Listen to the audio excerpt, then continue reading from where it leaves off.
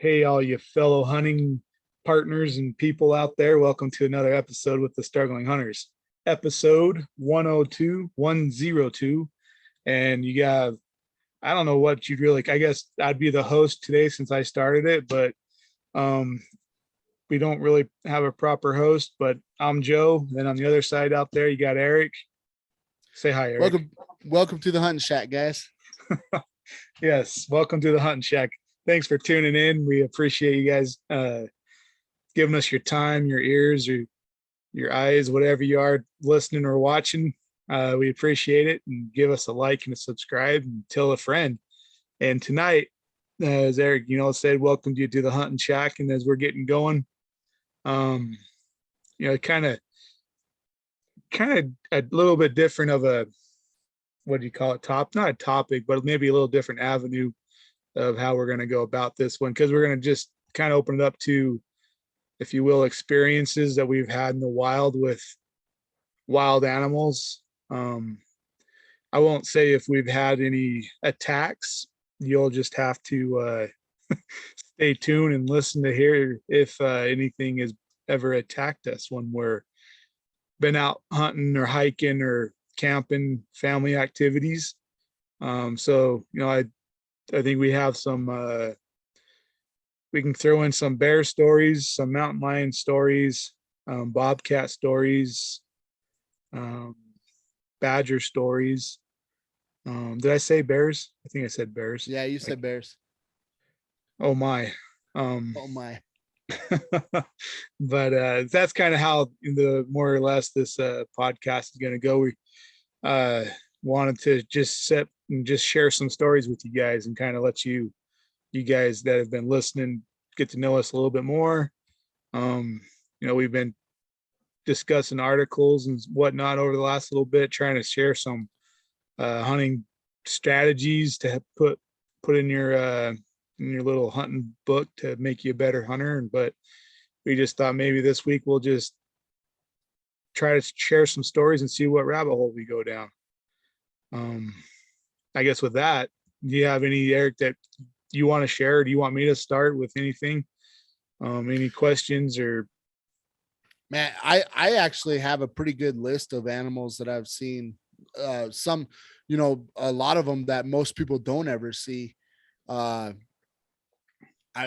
As far as cats go, I've actually seen in Colorado over here, I've seen a lynx, a bobcat, and a mountain lion.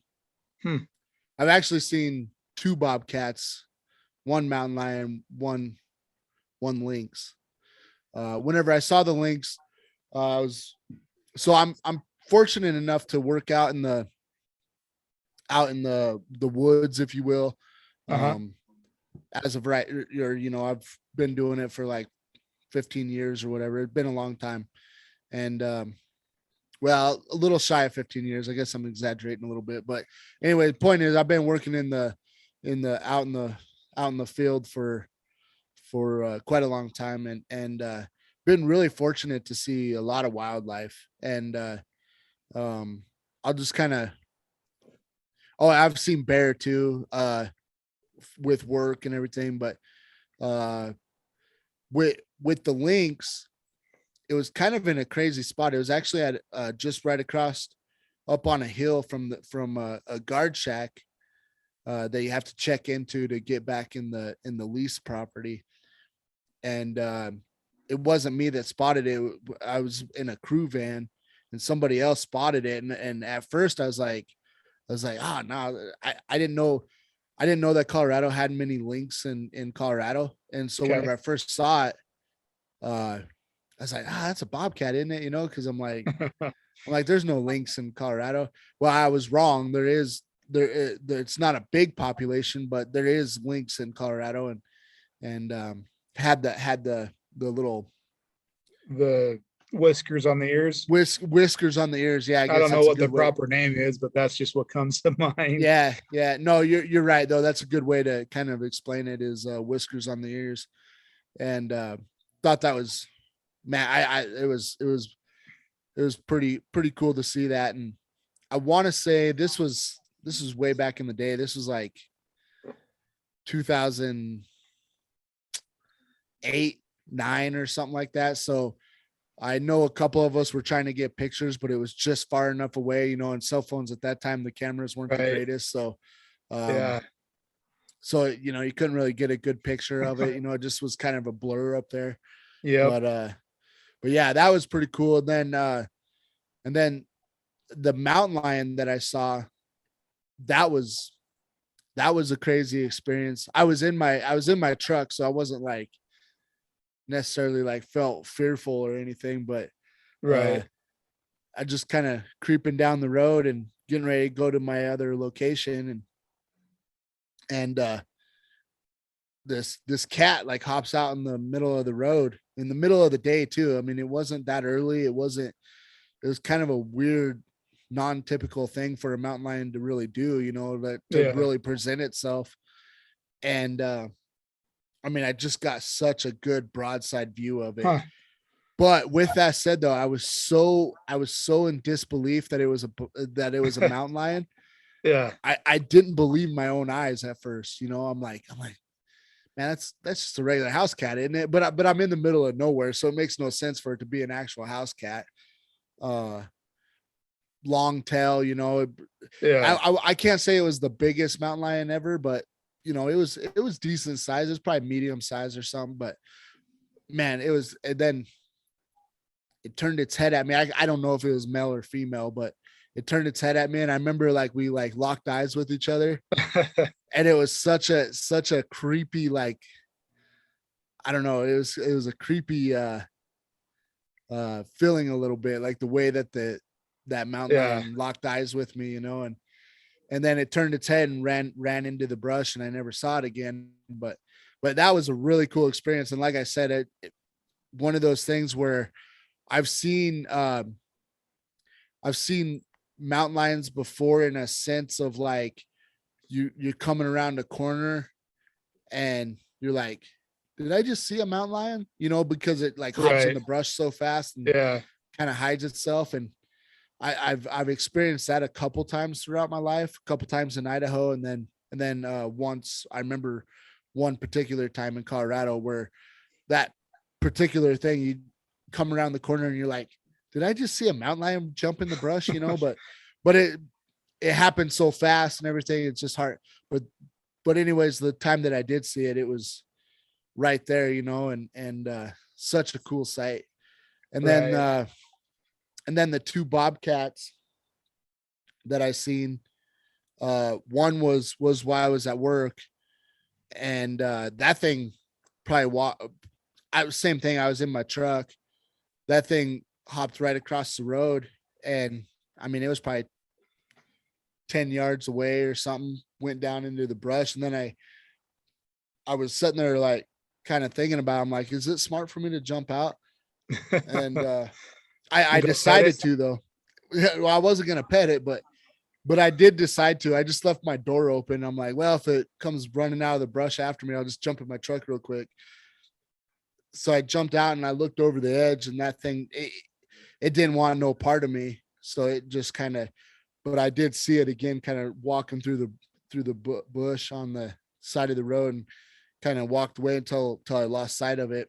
But that was cool, seeing that bobcat. Bobcats are kind of fun. They're kind of built funny. Like whenever you see them live, I don't know, they're kind of like stocky cats, kind of. I don't And know. lanky. I always thought like their legs were kind of longer than their torso was. So they kind of looked a little funny too, to me at least. Yeah, yeah. Well, yeah, kind of. I guess. Yeah, yeah. They look they're kind of built funny. Like they kind of look a little disproportionate. Um, and then the other time was going up hunting with. I was going scouting, I think, and me and Carter were together. I think I actually have pictures of that one. Um, Me and Carter were going scouting, I believe. I think this was last year or the year before. And that one, I saw it cross the road, and I drove up as fast as I could and stopped, and that bobcat was just right in the brush, but all you could see was its head. Uh huh. and it was kind of hard to spot its head because it kind of camouflaged itself sort of. But I look and look and look, and I'm like, oh, there it is, and I spotted the bobcat and pointed it out to Carter and tried to take pictures of it. And pictures didn't quite turn out that good, but I do have some pictures of it. I'm pretty sure I have to go through my phone, but but yeah, it was cool. I mean, that was like right off the side of the road, probably like again, like 10-15 yards up in the brush. Like I said, it was kind of hard to see, but he was poking his head out a little bit where you could, keeping his eye on us, wondering what we were doing.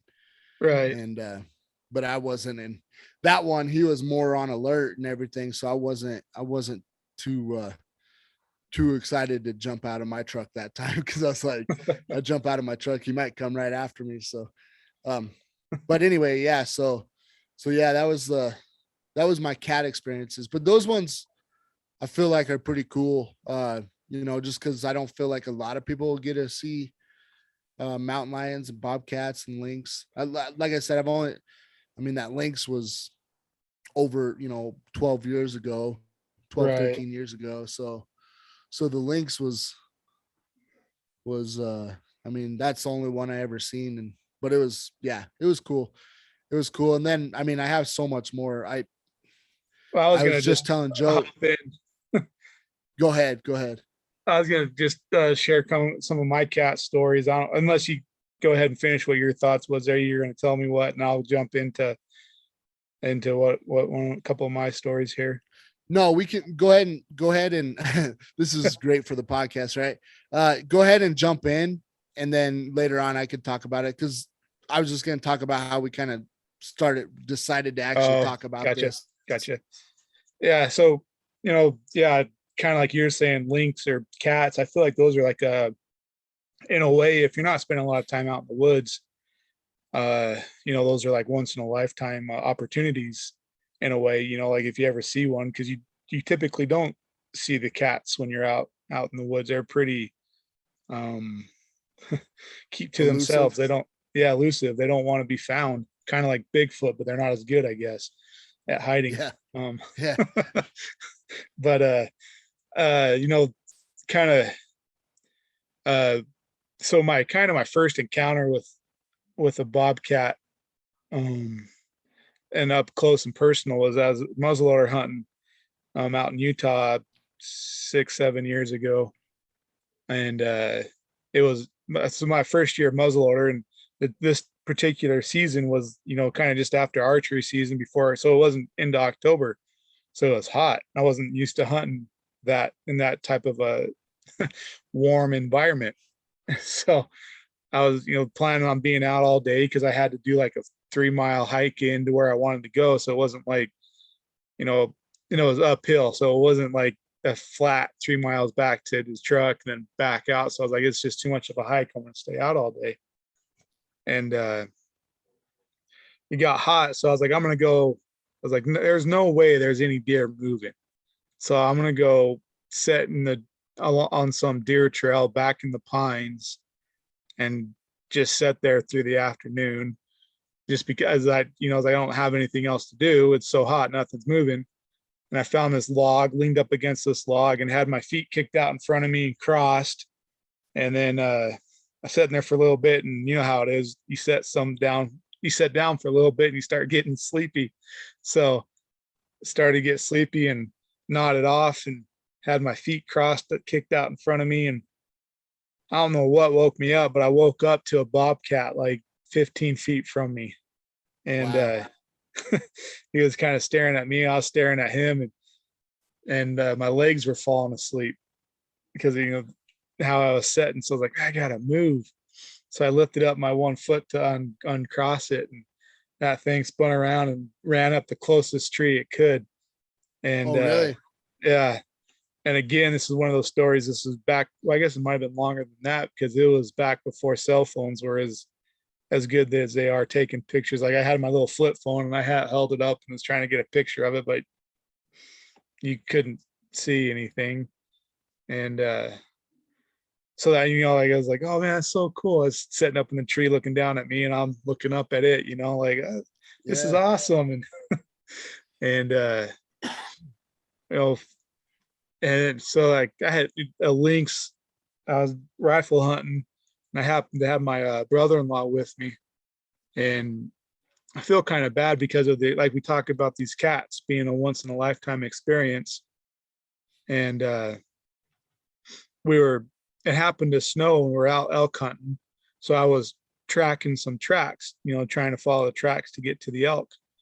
And we come into this like meadowy type setting. And I looked out across, and at first I thought it was a bobcat because again, I was like, oh, lynx, like they're more elusive than the rest of them. And I looked out and I was like, oh wow, it's gray.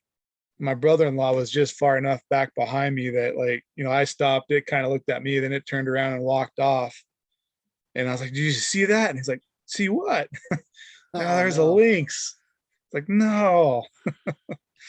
So I was like, I was totally stoked, but at the same time, a little disappointed that he didn't get to see it. But yeah, I mean, that's I guess one of the reasons why I like going out in the woods and spending time is you get to have those opportunities. And I didn't have as kind of a up close and personal with Bob or mountain lion as you did, but I was out. Was I archery hunting? Was it the first year? Or was I rifle deer hunting? I think I was rifle deer hunting. And but I set up in this like on this little knoll, and it was in this bowl area, and I can look across on like this other ridge, it was a big meadow. And how'd it go? And so I'm looking across, I have my spotting scope, my binoculars, and I'm kind of glassing, looking for deer across the other side, doing the little grid pattern with the binoculars, like drop down, go left, and then drop down, and then go back right, and making my way down this meadow. And then as I'm doing my little system, I catch this like weird looking tree stump, I guess, for trying to explain it the best I could. It's just this, like, or it was out of place tree stump, I should say, because like there's no this big meadow, and there's no other tree stumps that look like this stump that was sitting there. And so like I panned past it, and I was like, man, that just looked funky. And I was like, I wonder why. So I go back to it. I'm staring at it, like not well, looking through my glasses at it, and all of a sudden I was like, wait a second, that's a mountain lion. And so I get kind of excited, and I forget about looking at deer, and I just watch that thing. And the cat would walk a little bit and then sit down on all, like with its butt on the ground and just kind of surveying down beneath it, and it weaved into some scrub oak and weaved out. And I finally lost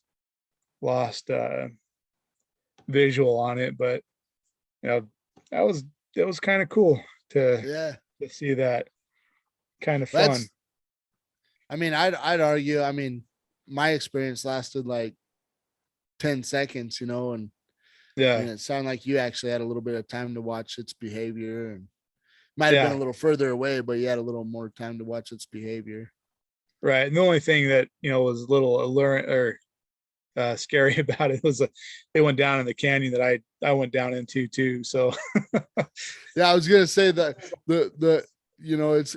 they're fun to look at from a distance whenever you're watching it, but you lose sight of it. Then it kind of gets real, and you're like, well, I don't know where that thing is now. Right. Right. Yeah. So, and then,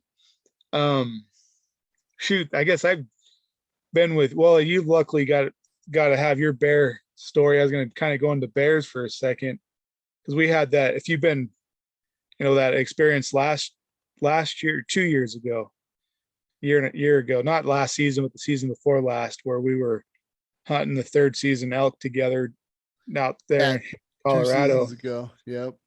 And again, it was a snowy day. It snowed the night before.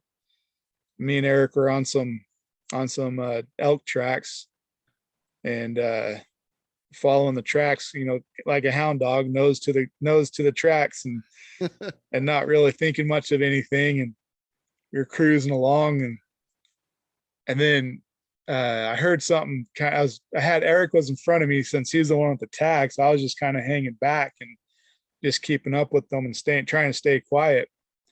And I hear a crack, and I kind of look over to my right, and I'm like, oh, there's nothing there. I was kind of, it's kind of funny, like in these situations, you hear something, and then I guess, well, I'm going down a rabbit hole. Hopefully I get myself in it and out of it with keep you guys along with the ride.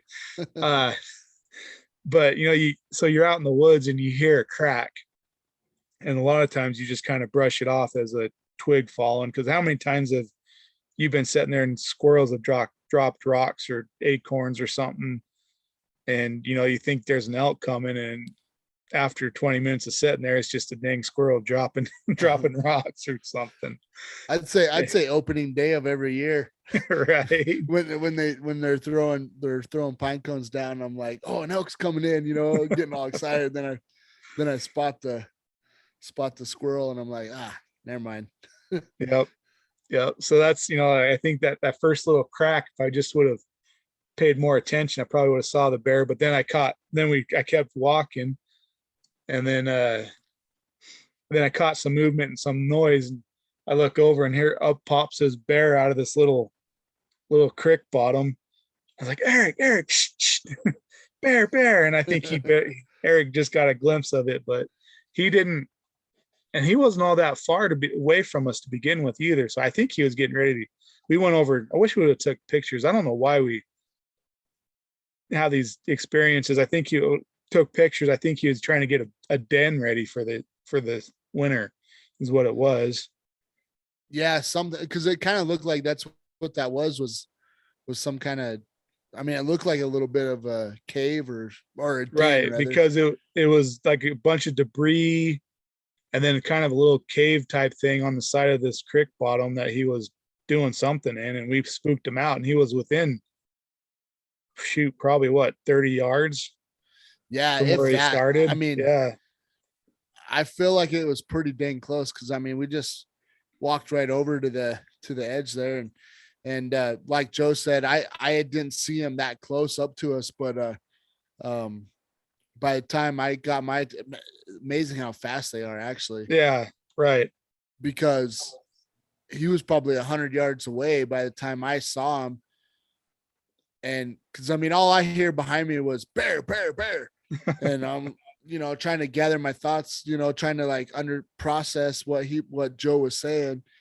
Cause I'm thinking, I'm in elk mode. So, yeah, bear just sounded a little distant to me, or a little, what's the word I'm looking for? Like a little, what comes to mind is like you weren't geared up for that. Like like you said, you're just you're focused and so intent on elk that like your train of thought was elk, Yeah. And had it been elk, your senses probably would have kicked in a little bit different, but you had to reevaluate what your mind was processing. Yeah.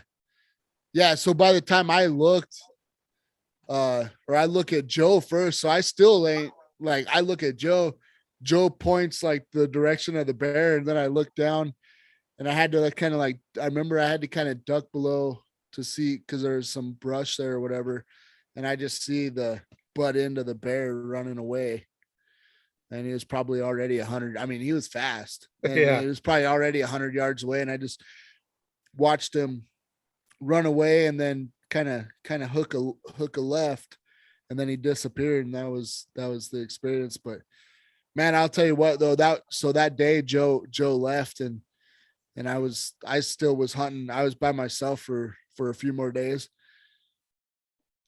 I felt pretty aware of my surroundings after that, though, because Joe left, and I was out there by myself, so I was just like, my head was on a swivel the whole time, the rest of the time, just because it kind of tripped me out that I didn't, I mean, a 250, 300-pound bear, didn't even hear him, I mean, I would have never saw him if you wouldn't have yelled bear.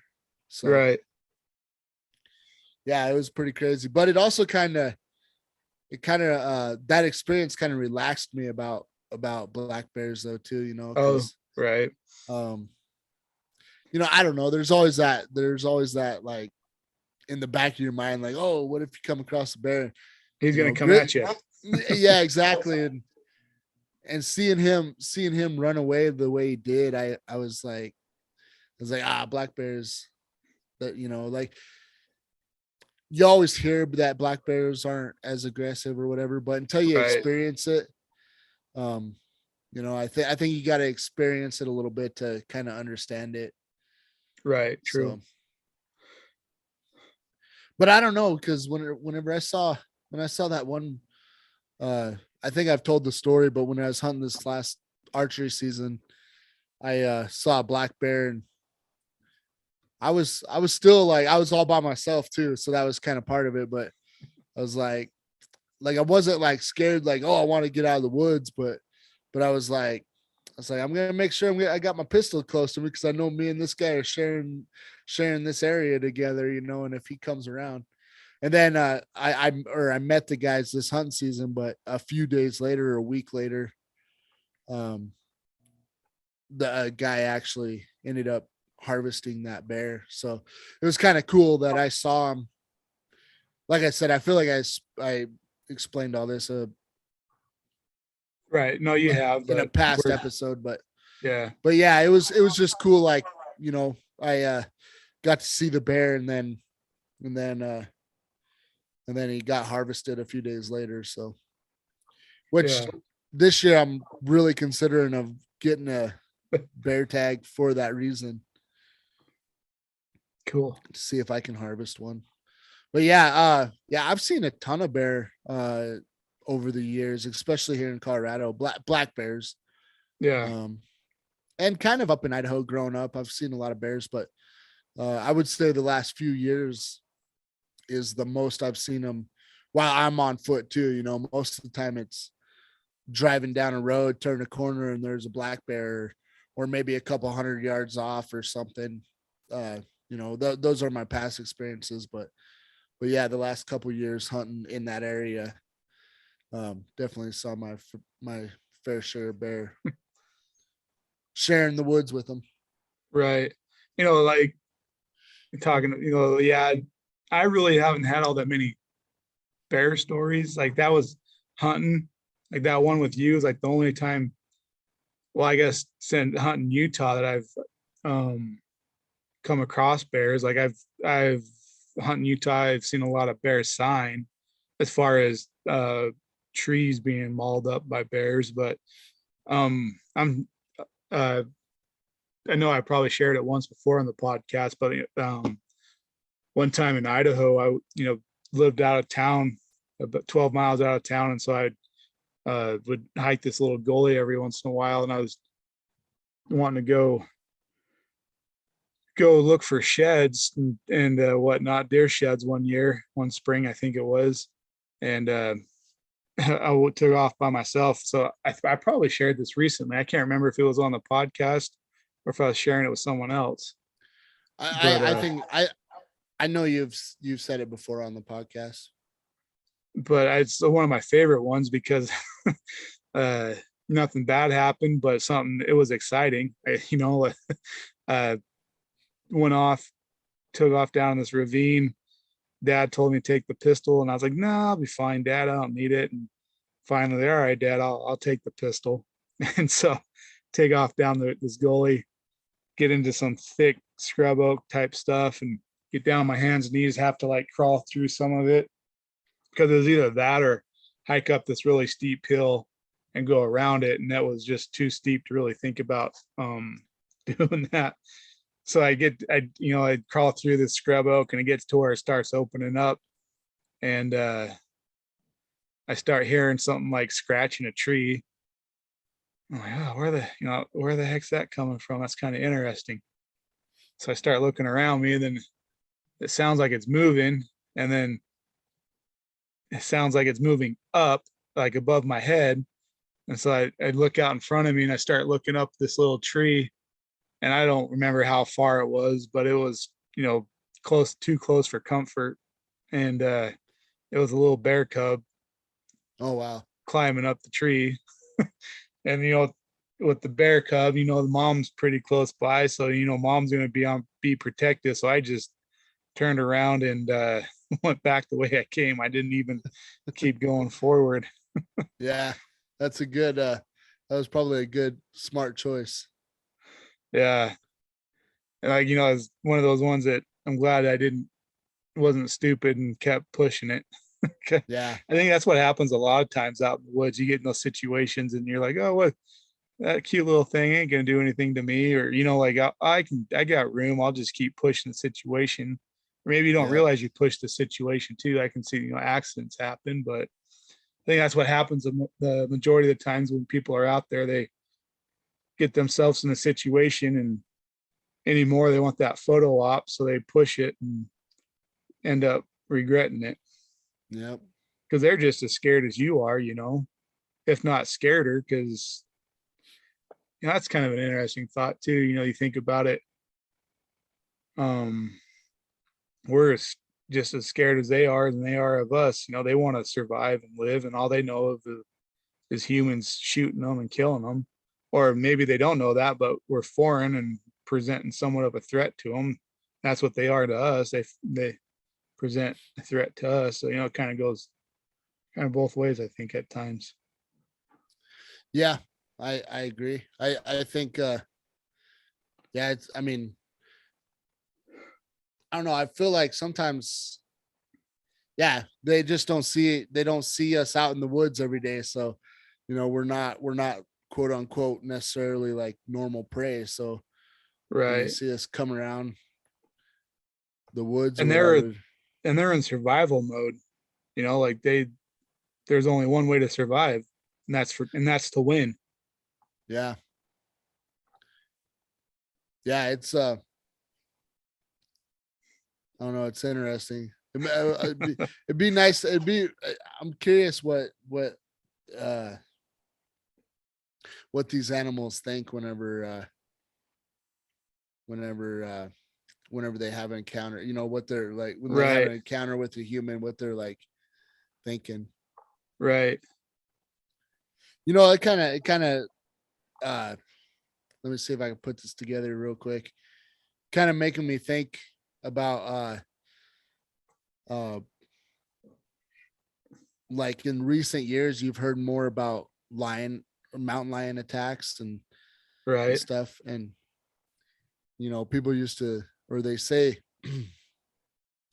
like, or I mean, they're trying to figure out like why all of a sudden is there more mountain lion attacks? Why are they getting more brave to attack humans and stuff? And I used to think, I bet that to a point there's probably the same. This is going to be a little controversial, but there's probably the same amount of encounters that have happened, but in years past, whenever people went out in the woods, they had some kind of protection, mostly like a gun of some sort. Right. I feel like the last, I mean, people have hiked out in the woods forever, but there was a time that it was more acceptable when you were out in the woods, you had a rifle or a pistol or some kind of defense mechanism. And it just makes you wonder if you didn't hear about the lion attacks as much because back in the day, if a lion came around the corner, you just took care of it and you didn't say nothing, or Right. what I mean. I mean, I don't know. I don't know if that's true or not, but it kind of makes you wonder. Yeah. Well, yeah. And I think the other thing that kind of goes along with that too is everybody rediscovering the outdoors lately too, I believe.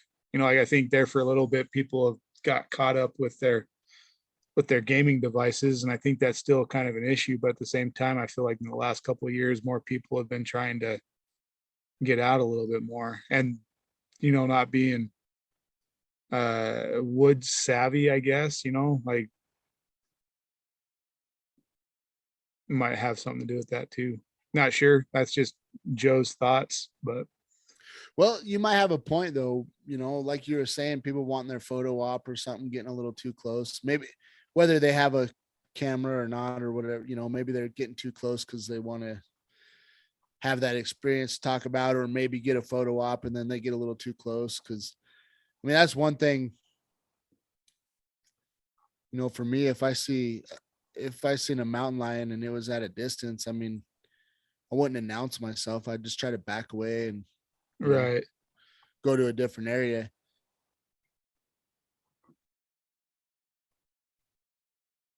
True. Uh, Last year around archery season, there was a couple that, this guy had to shoot a mountain lion with his bow, and he he was he was telling the story, but one of his initial comments was, I tried to get their attention, Yeah. but so at one point they didn't even know he was there. So his best move would have been like, oh, you know what? I spotted him. I'm a little close to him. Maybe I should back out and go the other way. But no, he was like, hey, lion, or whatever he said. I don't know. I feel like I would have probably just been like, lion doesn't notice me yet. I'll just back out real slow and kind of keep my eyes peeled on him for a while and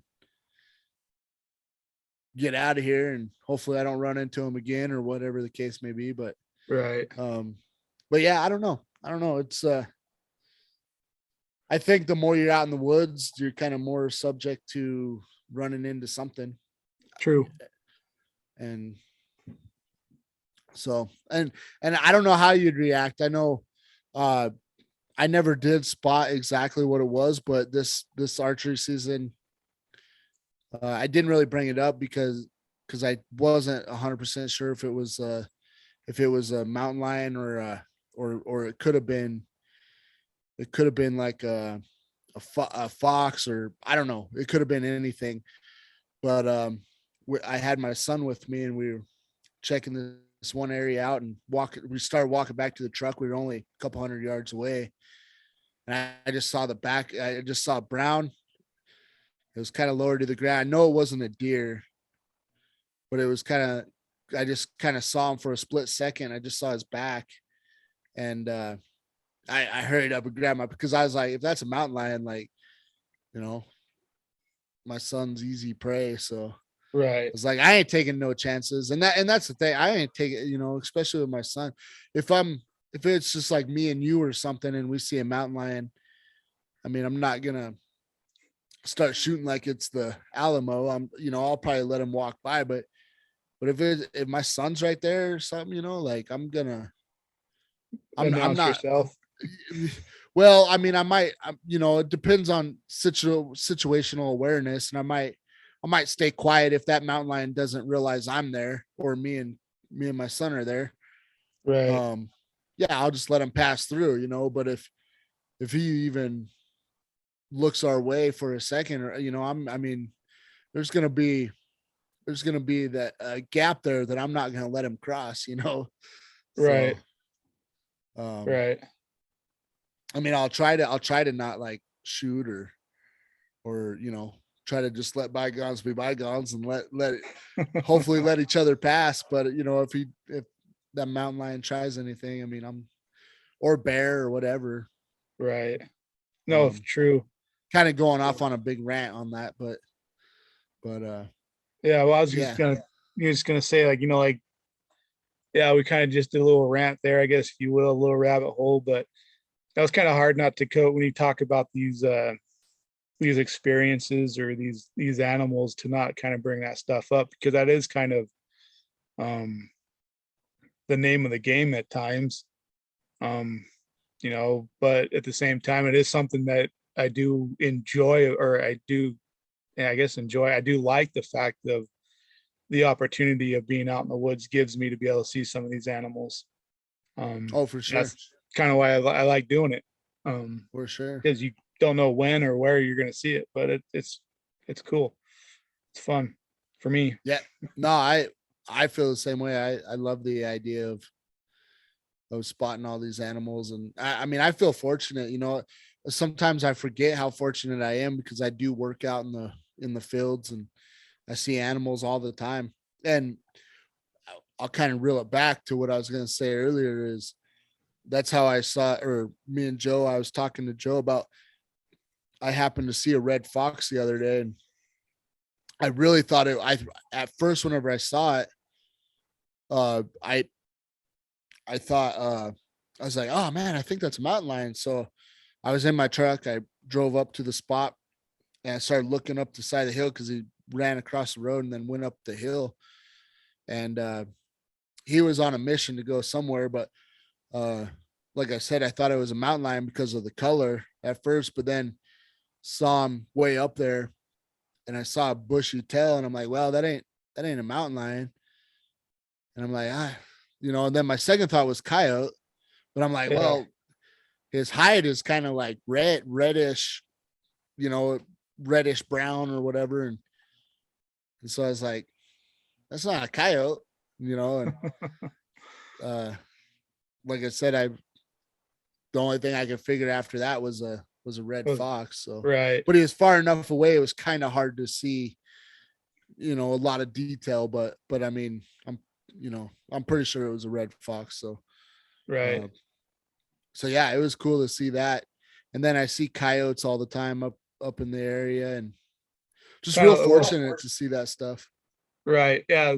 And Bill, yeah, I, like I said, enjoy it. And I was gonna say one of my coyote stories, couple years ago. It's again, man, it's crazy how time just morphs together. And a couple of years is really like 7 or 8 years ago. Um, but I was deer hunting my first. So this was before I started taking archery season seriously. I got an archery tag like 5 years before the 3 years ago when I started doing it seriously. Anyways, sorry about that. So I was out deer hunting and I found a spot that I was gonna had a handful of hours before dark and I in this little meadow and I was like, well, this is probably a good area to set and wait for the deer to come out and feed into in the evening. And as I feel like I got a pretty good vantage point and I'm kind of secluded. Like I'll just sit here for a couple hours and see what happens.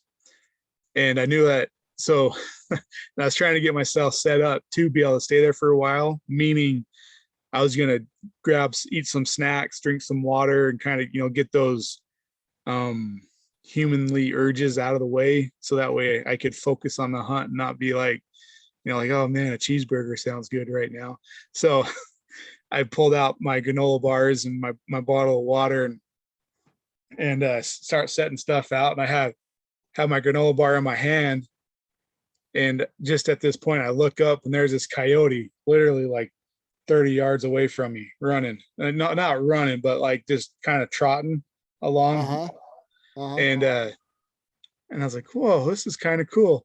It's like, I put down do I free up my hands and pull up my bow? Do I have time to do that and turn this into a coyote hunt?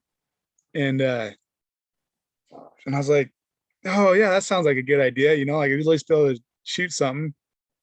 So I think the coyote doesn't know I'm there.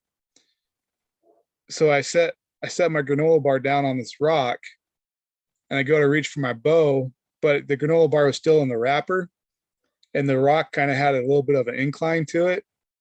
And it slid down the face of that rock, that however, the incline of that rock, and it made that little plastic wrapper noise. And that Uh-huh. coyote was gone. Like he turned on the afterburners and he didn't even look to see where the noise came from. He was just gone. He wasn't messing around, huh? No. That's crazy. Yeah. So I mean that was, it's kind of fun to be able to see coyotes, but that was kind of like my first um experience with having a coyote, like just not coming up on me, but just passing by as I was hunting and didn't really. Yeah. I think he probably smelt me. That's why he took off so fast. I don't know for sure. I don't remember which way the wind was going, but that's just what I tell myself. Because Yeah. he did not wait to see what I was. He did not look back. He was just flipped that nos switch and took off. Wasn't taking no chances. Uh-uh. That's interesting. That'd be kind of fun to get a coyote with a bow. Yeah. It's kind of interesting. Um, yeah, I was just thinking one that I kind of was overlooking. I think I saw my first one. Probably, I guess it probably sometime maybe 4 or 5 years ago now, 4 years ago. Um, is badgers. Uh-huh. I've seen a handful of badgers over the last, like I said, about 4 years or something. And man, the first time I saw one though, I was Yeah. like, what kind of funky looking animal is that? And yeah, I figure, or I was like, I feel like that's probably a badger, but man, like you see them in real life, and I don't know, they're weird though, because they say that they're like really aggressive and stuff, but they kind of don't look. Right. They look really funky, and they don't really look that aggressive. But supposedly they'll give a bear a run for its money. So Yeah, I've seen a couple of badgers, always been from a car. That's kind of I guess a little brave of me. We're out here in Colorado, I think out past Fruita 3 or 4 years ago, driving around for a little Jeep drive. And I looked up in the road in front of us, and there was this badger cleaning out a hole just off the side of the road. So I got a little brave and kind of rolled up right next to it. And the door was just, right out from its hole. We just recorded us, being one of those Insta moments, yeah, stupid tourists, good thing it didn't feel aggressive towards us, but we watched it push dirt out and come out of the hole, look up at us and go back to work. And we kind of just left it alone and kept going, other than we stopped and watched it for a minute. yeah, yeah. It's funny you say that, because I kind of did something, or kind of did similar things like that. Just kind of try to. I can't remember if I got a picture or not, but anyway, I try to sit there and watch it and pull up a little closer or whatever. My I know that they say that they can be aggressive, and they're pretty vicious animals, but I think they kind of have to be pushed to in a corner for that to Right. happen though, because Yeah. my experience is they're kind of like, they're not really scared, but they don't really also want nothing to do with you. Right. So, I'll leave you alone. You leave me alone. We're kind all of, yeah, good. But yeah, you put me in a corner, and I'm going to give you everything I got. yeah, exactly. I, I, I yeah, I think you're right. But they're Yeah. they're cool animals. I mean, like I said, I've seen a handful of them in the last 4 years. It kind of, well, I guess they're kind of all over, up in a field that I work in, but that's where I've seen them all, is in the one particular field. So Gotcha. yeah, and then I guess earlier today, that's kind of another thing that got us on the track of talking about all the animals we've seen, is I actually drove up on a herd of elk. Kind of, they as I was driving up, I think they started running away from me, Uh-huh. and they ran off into the brush. But I mean, yeah, I wasn't trying to push them anywhere or anything, but the, they startled me as much as I probably startled them. But saw a big old herd, pretty good size herd, running off into the brush. Gotcha. That's cool. That's always fun too. Yeah, man, I don't know. I feel I'm pretty fortunate that way, as far as like just being able to work out in the woods like that, and just some of the stuff I've come across, some of the big bucks I've come across, elk. Yeah. Um, but elk, actually, it's kind of weird. I mean, kind of confirms what everybody says, that elk don't like vehicles that much. Uh-huh. Because these are all like oil filled roads. So Right. um Not a elk, lot of activity, yeah, or I don't not a lot of truck activity. I well, and I don't really see elk quite as much as I see. I'll see like mule deer all over the place. As a matter of fact, the last few weeks, I don't know what the deal is, but there's mule deer everywhere. They're all like out in the farmers' fields and stuff, but Uh-huh. they're just everywhere. I mean, I've had to driving home or whatever, or driving home, doesn't matter. Sitting there, caught deer jumping out in front of me and stuff. And but yeah, I don't know what it is. Maybe the hard winter or something.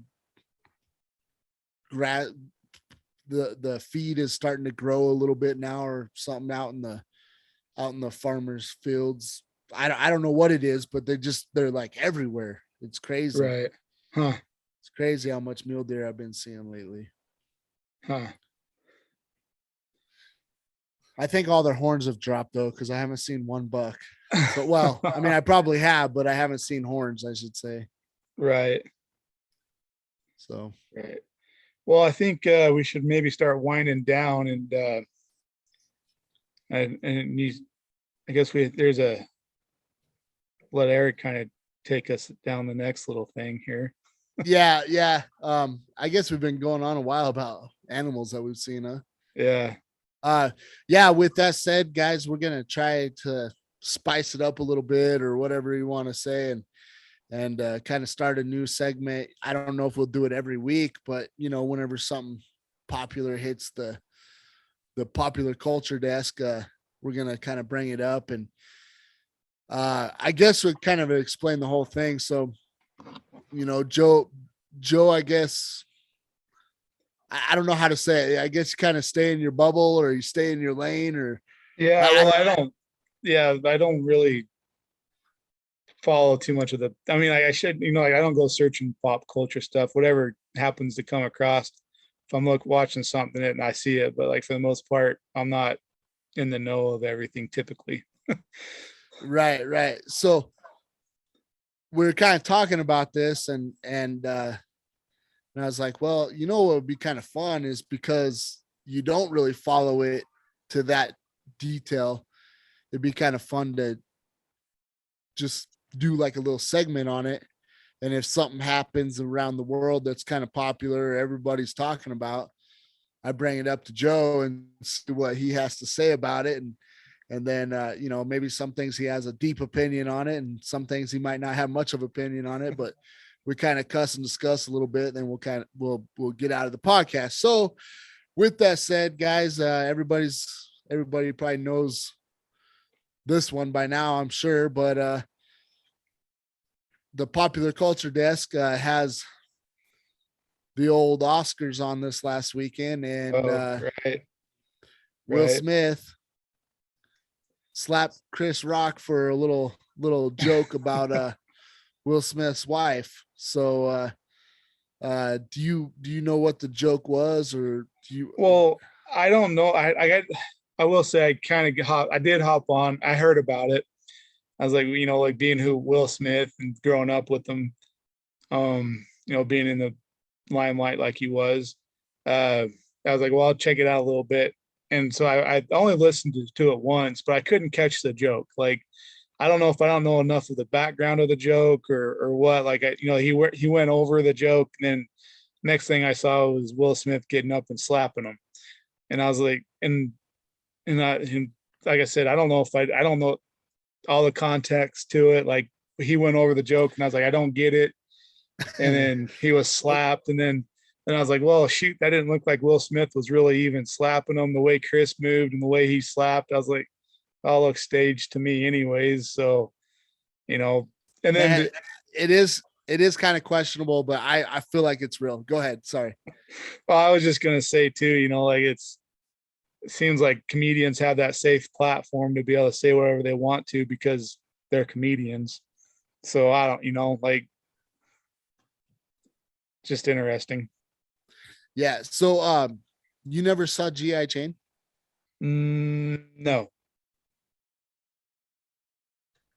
So G.I. Jane, so the premise of the joke is G.I. Jane was I can't remember or no, I take that back. I think it was our name just escaped me. Anyways, the premise of the joke was G.I. Jane was she was like this warrior, or this she was like an action figure, like a oh man, I'm doing such a horrible job Like of a GI explaining this. Joe. Kind of like a GI Joe, but she's GI Jane, right? So, Right. so the joke is that um hold on, I'm trying to look up. This is so. Was it Demi Moore that? Must have been Demi Moore. I was thinking of somebody else. Anyways, the joke is that GI Jane, her head was shaved in GI Uh, Jane 1. So the premise of the joke was Chris Rock said, and it looks like Jada is preparing to do GI Jane 2 because her oh, head was shaved. So that was the joke. So it was just a her head being shaved joke. Um, I think in all his, I mean, look, I know people take jokes bad or, whatever. What that tells me is Jada Pinkett doesn't laugh much. She takes everything way too serious. There's never any time for jokes. Um, and that's sad because, maybe she could use a little more laugh. Uh, Another thing in popular culture is they've had marital problems a little bit, and mhm. they try to say that they didn't, but she was unfaithful, and it's kind of unclear if he was unfaithful because at one point they supposedly may have or may not have had an open relationship, and I don't know. There's kind of all this stuff going on between Will Smith and his wife, but Jada was unfaithful to. It's well known that she was unfaithful to Will Smith just a couple years ago, and I guess my point to it is I feel like in that household there's a lot of they. I don't think they're doing that good as a married couple. I think they're hanging on by a thread, and I think that joke. There's a part of that where Chris Rock says his joke. Will Smith is laughing his head off, and then the next scene is Will Smith walking up and slapping Chris Rock. Um, it doesn't make sense. I think Jada gave Will Smith the look like, "Hey, you better go protect me," kind of look or something, or you better, what are you laughing for? So Will Smith tried to I don't know, save face or whatever, go up and Right. slap Chris Rock. Um, I could see where. So the one telltale for me where I'm like, I don't think this is fake is I think Chris Rock was off of his game after all that happened. Um, if it was fake, I feel like he would have been able to like hit some more jokes or something, like, but he from what I could tell, like the rest of the scene or the rest of what they filmed, um, Chris Rock was uh off of his game. Like he wasn't, he didn't know what to do. He just got slapped on live TV. So I Right. think he was a little like shooken, he kind of didn't know. I mean, I would have done the same. I wouldn't know knowing how to react either. So that's why I think it was real. Or that's why I came to the conclusion that it wasn't staged. Uh I don't know. It's yeah, it was. I've never seen that before. People been roasted on all those kind of, everybody, Right. every, I mean, they're celebrities. They get joked on all the time. And I don't know, maybe it was just a snapping point, but it doesn't make a lot of sense. Will, like I said, they they pointed the camera at Will Smith, and when Chris Rock said the joke, like Will Smith got it, knew it was all in fun, and he was laughing. But like I said, they looked back at Chris Rock, and then Will Smith is walking up stage and slaps him. So Yeah, I will say though, the best meme that I liked about the whole that came out of all this was one of the lyrics from Fresh Prince of Bel Air, and what is it? I got in one little fight. My mom says you're out of here, or something like that. yeah, yeah, I saw something with a song, a whole parody song to uh well, hey, do you know what speaking of that, do you know what Chris Rock found on his face the next morning? No way. Fresh Prince.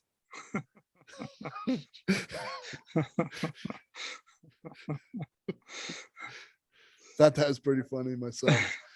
But anyways, yeah. So I don't know. What do you think? Do you think Will Smith was out of line, or do you think you would have done the same?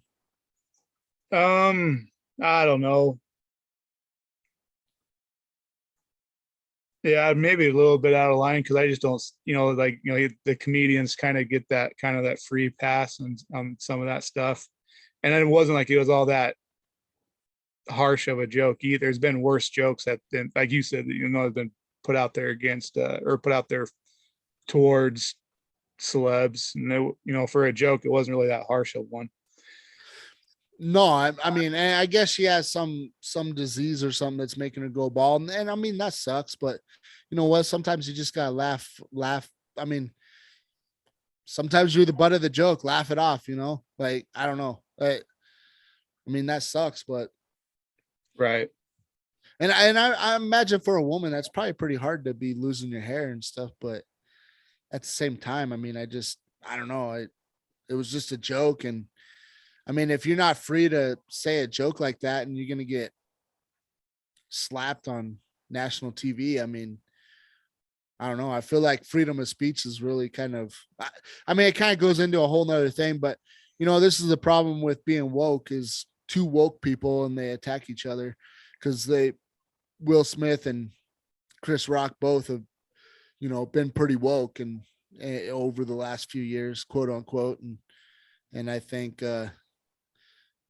I think it's true that it's kind of an example that woke people kind of eat each other up too. So, I mean, that's a whole nother segment, and we're kind of getting on the weeds here. But yeah, I don't know. I don't know. It is what it is. But right. I think I don't know. I think it'll all pass, and if anything, it kind of shows you that I mean, Will Smith is a big movie star. Chris Rock is no joke. I mean, he's pretty big in the celebrity world, and even they lose it, and even they're people too. Like they're literally just people, and they have emotions, and but yeah, I don't know, man. I don't know. It's pretty crazy. But anyway, we could go down a rabbit hole. Do you have any final thoughts, Joe? No, I'm good. I don't have anything else to say tonight. Well, I feel like this one went a little longer than we were expecting, but hey, we had fun doing it. So with that said, guys, we're going to go ahead and get out of here. Thanks for listening to the Struggling Hunters. And with that said, please leave a like, share, subscribe, do the whole thing, do it all. Help us out, help us grow. Yes. And we will catch you in the next one. Have a good one, guys. Later. Take care. Later.